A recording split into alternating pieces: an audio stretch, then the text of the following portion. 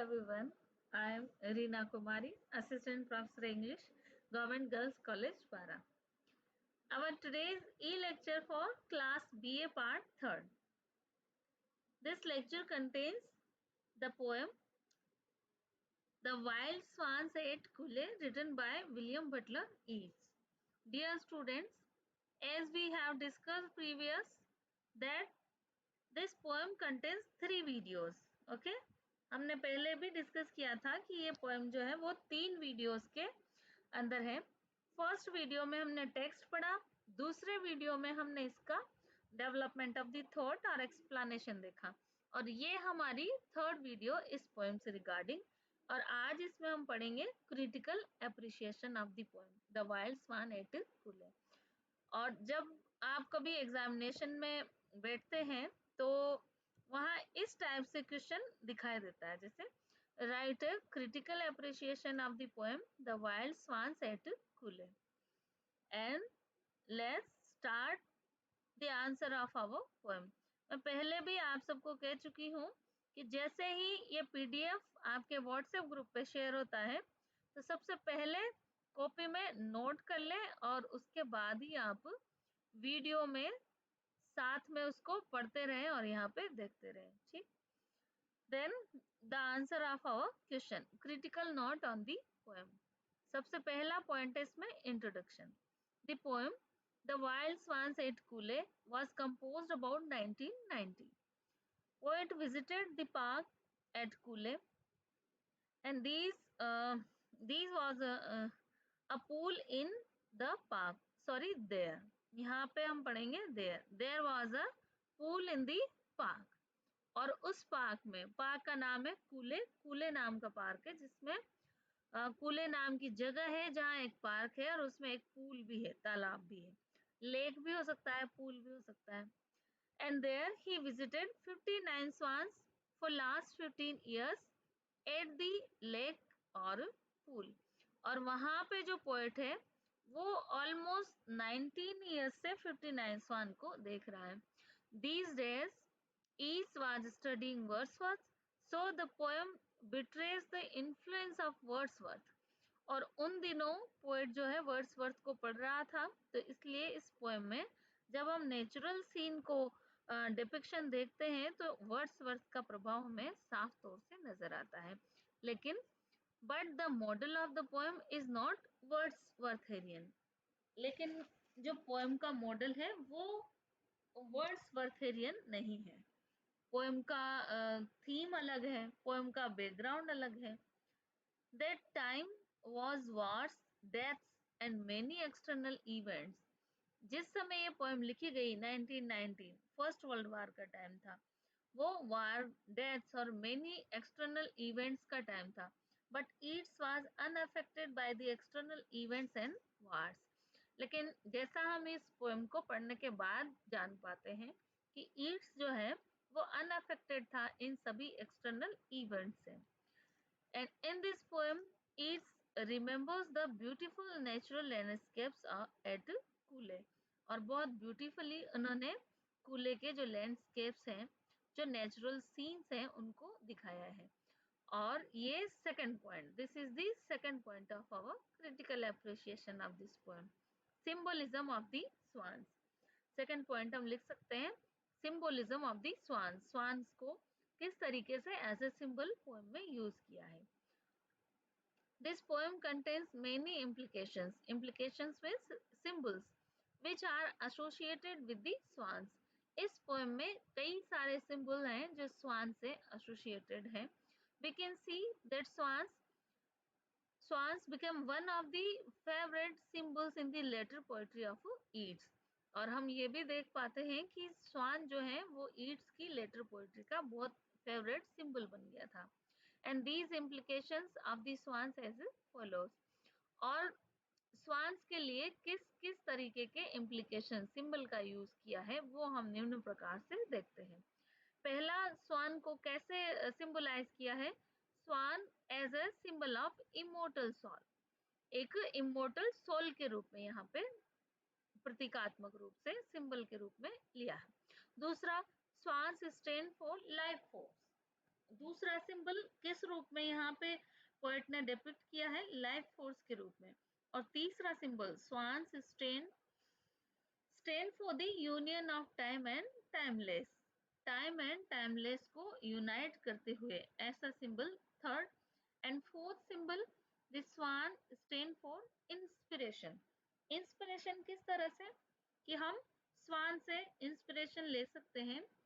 Physically हम decay हो जाएंगे, डेथ भी आ जाएगी, बट यदि हम चाहें तो mentally we can be strong forever like the swans. And this is the third point of our critical appreciation of this poem. And the third point is relationship between permanence and transience. Relation between permanent and transience means permanent यानी जो चीजें permanent है हमेशा के लिए, और ट्रांजिएंस means क्षणभंगुर, जैसे कोई भी चीज है और वो डिके होगी और उसका एंडिंग हो जाएगा, तो ये ट्रांजिटोरीनेस कहलाता है। तो यहाँ इस पोएम में हमें क्या देखने मिलता है? Relationship between permanence and transience. On the outer face, the poem contains natural scenes and describing the beauty of swans. Outer तरीके से पोएम के आउटर सरफेस पे यदि हम देखें तो हमें क्या दिखता है? सिर्फ कि पोएट नेचुरल सीन और स्वान की नेचुरल ब्यूटी को दिखा रहा है, but in depth the poem also deals with the death and immortality. लेकिन यदि हम गहराई में पोएम को पढ़ें तो हमें पता चलता है कि poem also deals with death and immortality. Poem death और इमॉर्टलिटी से भी डील करती है। The swans in the poem fly from earth to the sky, thus they represent immortality। जैसा हम देखते हैं पोएम में कि स्वान पूल से उड़ान भरते हैं और स्काई की तरफ उड़ रहे हैं राउंड में, जो उनके थर्ड स्टेंजा में पोएट ने बताया है। तो इससे हमें क्या पता चलता है कि वो दे रिप्रेजेंट इमोर्टलिटी। स्वान यहाँ पे इमोर्टलिटी को भी रिप्रेजेंट करते हैं। And they unite the time with timeless. और यहाँ कैसा हमें नजर आते हैं स्वान?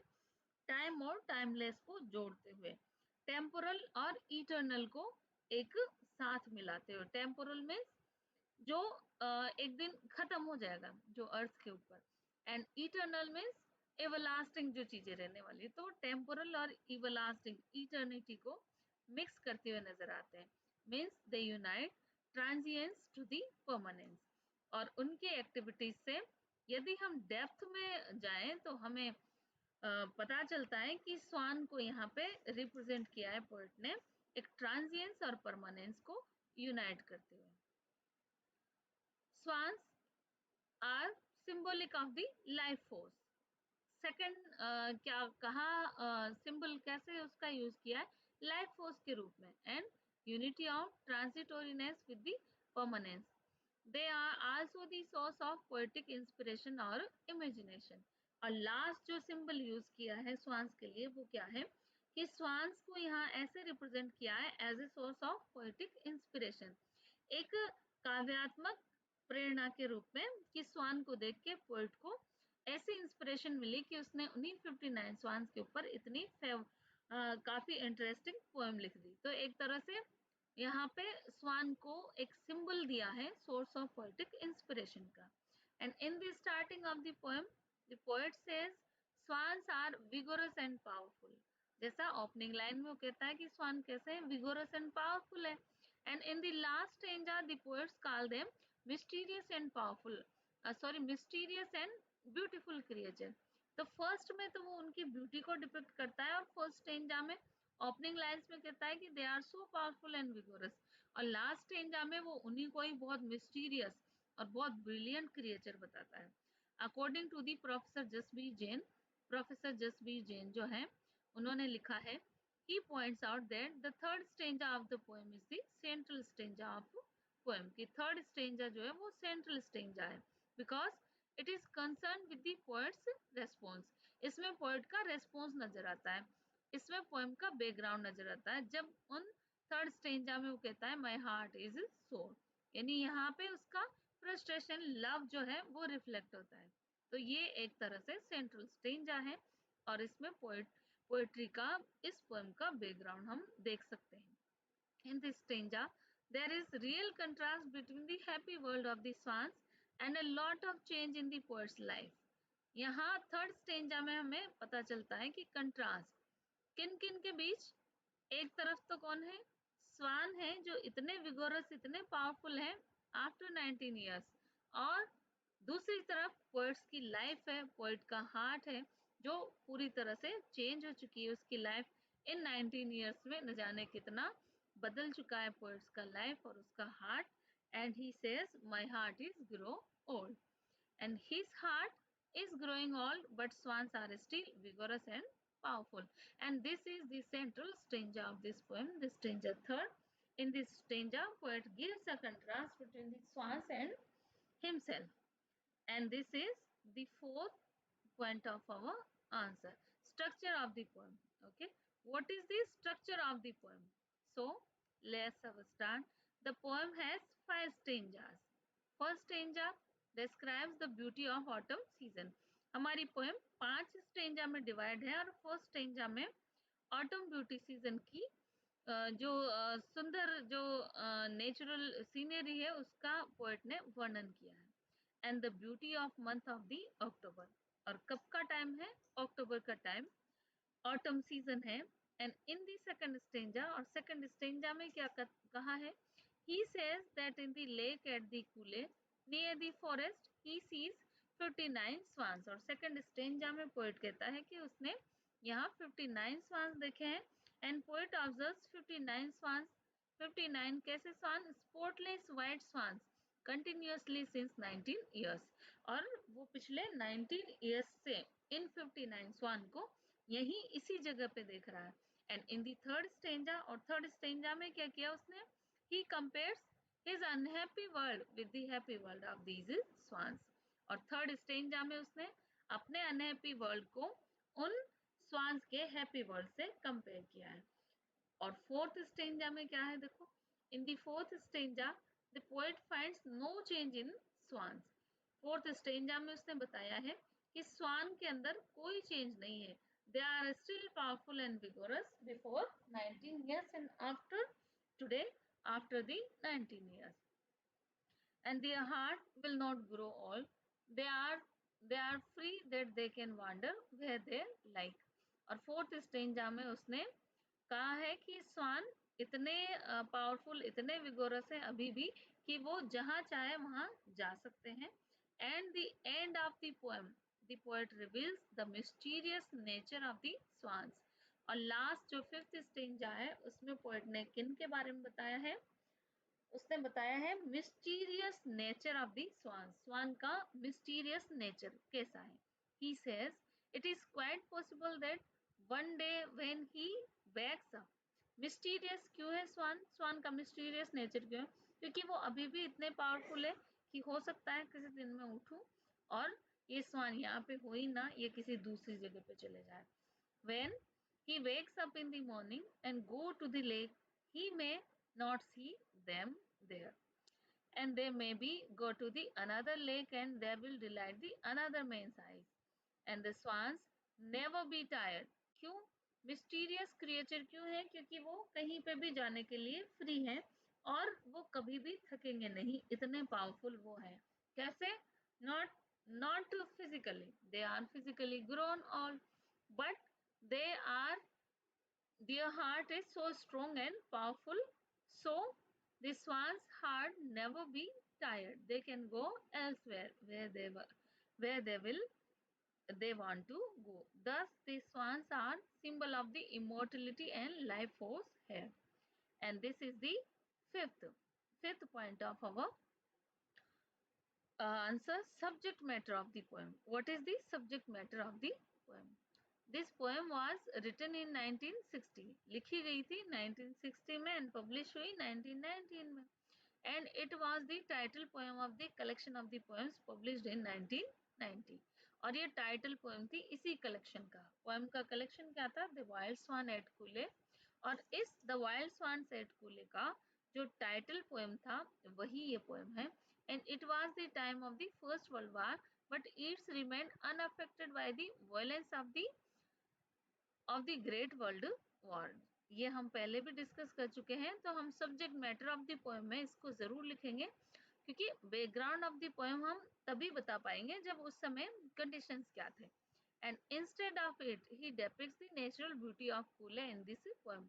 मतलब उस समय जो माहौल था वो वार का, डेथ का चल रहा था due to the first world war, लेकिन ईस्ट जो है उससे बिल्कुल अनअफेक्टेड है।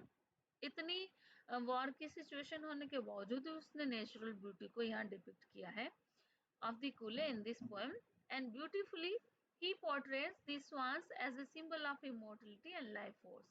और इतनी क्रिटिकल सिचुएशंस जो due to first world war थी उनके बावजूद भी पोएट ने यहाँ पे इतना अच्छा ब्यूटीफुली स्वान को डिपिक्ट किया है और सिंबल बताया है mortality, immortality and life force का। Although the violence of the Irish rebellion of 1960 and his failure in love had affected him a lot। जबकि फर्स्ट वर्ल्ड वार चल रहा था 1960 का, आयरिश रिबेलियन वॉर चल रहा था, रिवोल्यूशन चल रहा था, और खुद पोइट भी फ्रस्ट्रेशन में था due to the failure in love. उसके बावजूद वो इन सब चीज़ों से अनअफेक्टेड था और उसने इतना सुंदर डिपिक्शन यहाँ स्वान्स का किया और इतनी अच्छी पोएम उसने लिख दी। But in this poem he portrays the beautiful pictures of 59 swans as vigorous and powerful. Okay, in this poem he contrasts the carefree life of the world of the birds and nature with human life। और इस poem में अगर हम subject matter इसका ले poem का कि what is the subject matter of the poem, तो हम लिखेंगे कि इस पोएम में पोएट ने कंट्रास्ट किया है between the two things. On the one hand एक तरफ तो क्या है, care free life of the world of birds and nature, और दूसरी तरफ क्या है, किससे कंपेयर किया है, with the miserable life of a human being. Okay, the life of human is full of sorrows and losses, but the nature and birds are free from all these type of sorrows and losses। इस प्रकार से यहाँ contrast है कि किस तरह से birds और नेचर का केयर फ्री है, सब तरह के सोरोज और लॉसेस से वो लोग फ्री हैं, लेकिन दूसरी तरफ ह्यूमन लाइफ है जो सोरोज और लॉसेस से भरी हुई है। तो इस तरह से यहाँ पे दोनों के बीच कंट्रास्ट पोएट ने किया है। The swans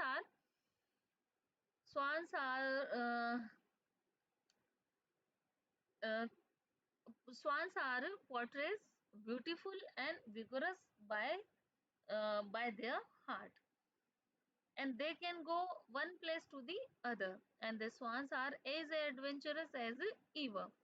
The swans are as adventurous as ever, and they can go anywhere as they want. But in the contrast to the swans, the heart of the poet is grow old। तो इस तरह से यहाँ पे contrast poet ने बताया है between the nature and natural objects and the human life, human being। And he says swans are not mere the object of nature, they represent the immortality, and they unite time with timeless, temporal with permanence। Thus he says are thus the swans are represented as vigorous and powerful creature by William Butler Yeats। And sixth and the last point of the critical appreciation of this poem is autobiographical note। Means here in this poem we also can see the autobiographical note। Here the poet expresses the change in his condition with a soul heart, and this poem reflects poet's failure in love, his late frustration love for the two Irish ladies, Maud Gonne and Iseult Gonne, especially failure is frustration love for the lady Maud Gonne। इस तरह से यहाँ हमें autobiographical note भी इस poem में नजर आता है। तो ये आज का हमारा ई लेक्चर का जो टॉपिक है, critical appreciation of the poem The Wild Swan at Kule, written by William Butler Yeats। I hope all of you understood this uh, our PDF regarding the critical appreciation of the poem। और इस तरह से ये तीनों video इस poem से regarding हमने पढ़ी और आप सबको समझ आया होगा। सो get ready for the next. Have a good time.